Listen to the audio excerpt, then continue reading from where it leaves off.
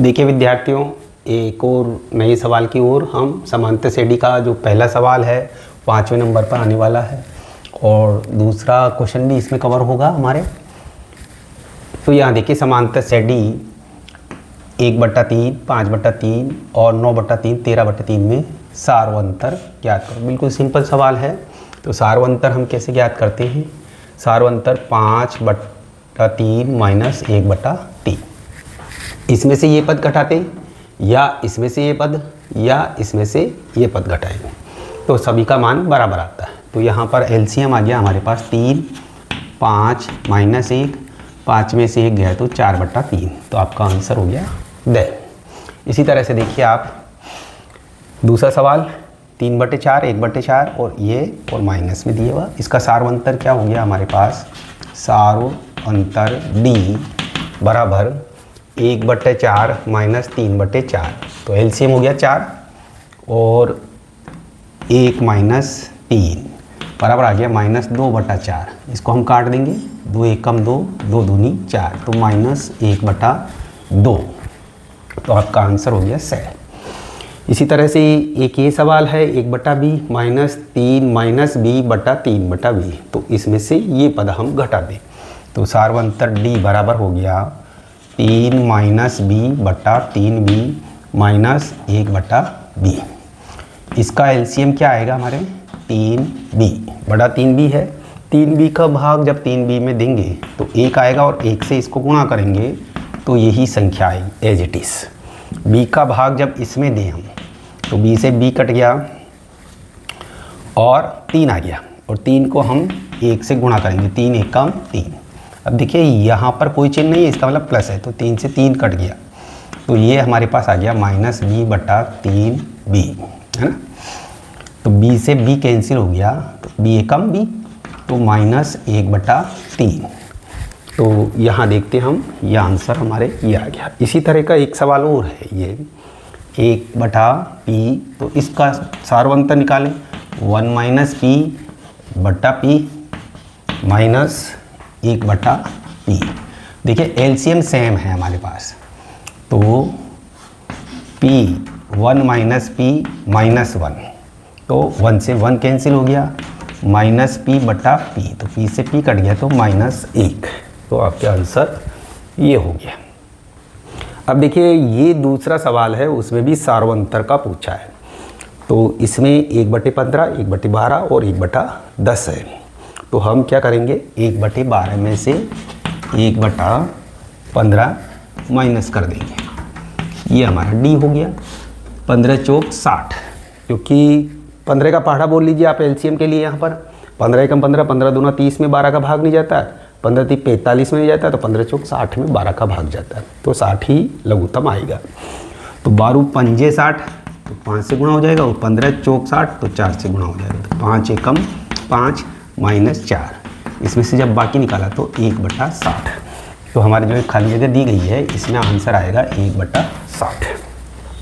अब कुछ अन्य सवाल भी आ सकते हैं, जैसे समांतर श्रेणी में एक दी हुई है, उसमें प्रथम पद और सार्वंतर पूछ रहा है।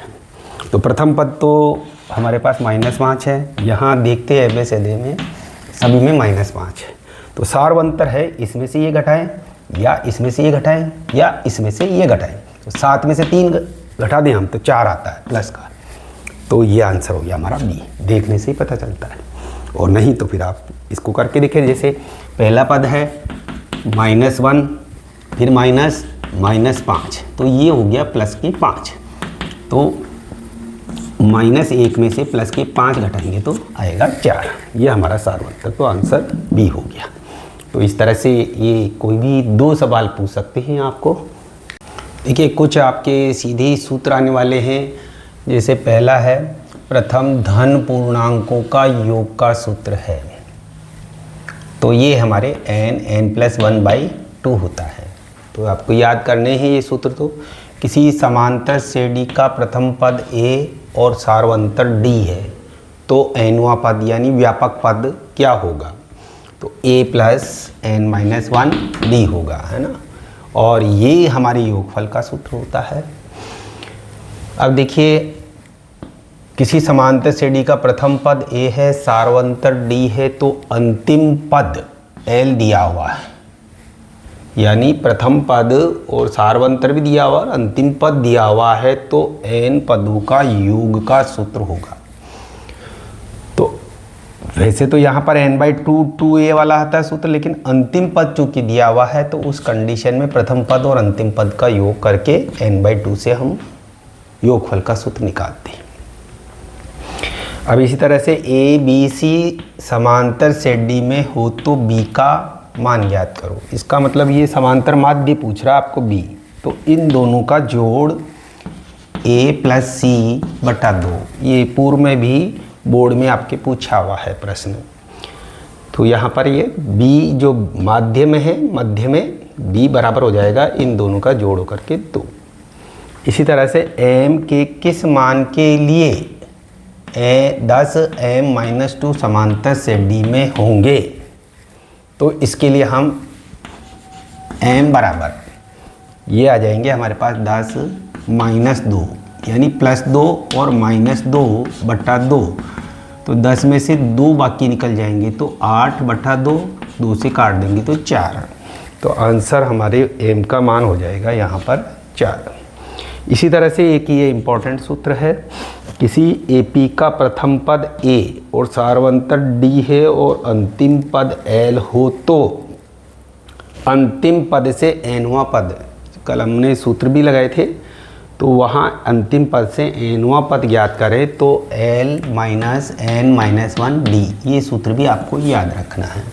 तो इस तरह से ये जो सूत्र है वो हमारे क्वेश्चन नंबर 2 में आने वाले हैं। तो ये 3 प्रश्न आपके यहाँ पर कवर हो जाते हैं, ठीक है, याद करो।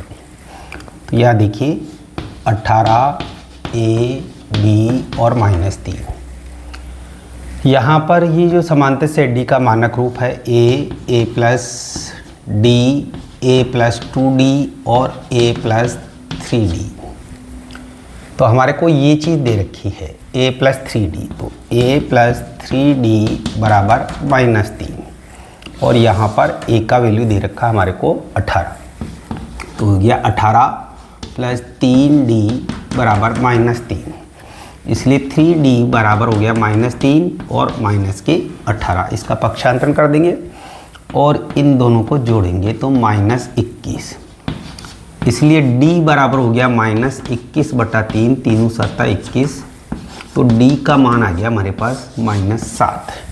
अब हम यहाँ पर दोनों जगह d के मान रख देंगे, तो a + d बराबर हो गया हमारे पास, a का मान हो गया हमारे पास 18 और d का मान हो गया हमारे पास -7।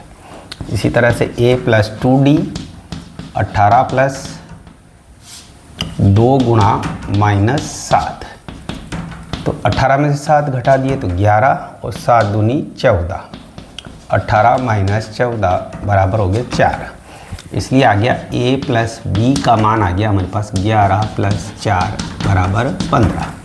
तो ये हमारा आंसर हो गया। एक बार वापस देखिए, इसको ये मानक रूप से रखेंगे, ये चूँकि पहला दूसरा तीसरा चौथा पद है तो a + 3d बराबर ये आ गया हमारे पास, और यहाँ पर a का मान हमारे को 18 दे रखा, a का मान रख करके d का वैल्यू निकालेंगे और d का वैल्यू निकाल करके इसमें मान रख देंगे हम। यहाँ दोनों जगह a के मान हमारे पास 18 हो गए और d के मान हम -7 रख देंगे, इधर गुणा कर देंगे और आपस में इनको जोड़ेंगे, तो a + b का मान हमारे पास आ जाएगा। अब इसी तरह का एक सवाल और, समांतर श्रेणी a 3a 5a का nवां पद याद करो। तो सेम वही सूत्र an बराबर a + n - 1d।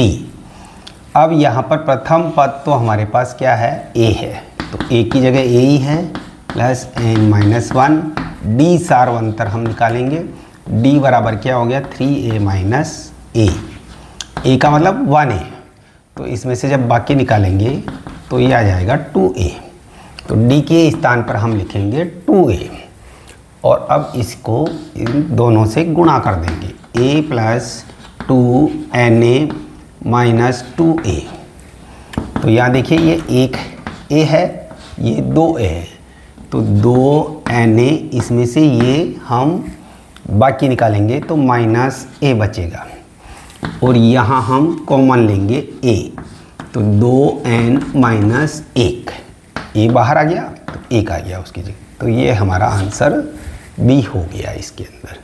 ठीक है, आपको अगर समझ में आ रहे हैं मेरे, तो मेरे चैनल को भी सब्सक्राइब करिए, लाइक करिए, और कमेंट भी ज़रूर बताइए कि आपको और किस तरह के सवाल आपको पसंद आते हैं, ज़रूर बताइए। तो एक सवाल और देखिए, यदि समांतर श्रेणी का प्रथम पद 2 है और सार्वंतर 3 हो तो nवां पद ज्ञात करो। तो nवां पद क्या होता हम जानते हैं, a n बराबर a minus n minus 1 d। प्रथम पद, हमारे पास प्रथम पद का मतलब है a दे रखा है और सार्वंतर का मतलब d दे रखा है। तो प्रथम पद हम रखेंगे 2 प्लस n माइनस 1 गुणा 3, और 3 को इन दोनों से गुणा कर देंगे, 2 प्लस 3n माइनस 3, तो 3n, ये 3 में से 2 को बाकी निकालेंगे तो माइनस 1, तो आपका आंसर ये हो गया।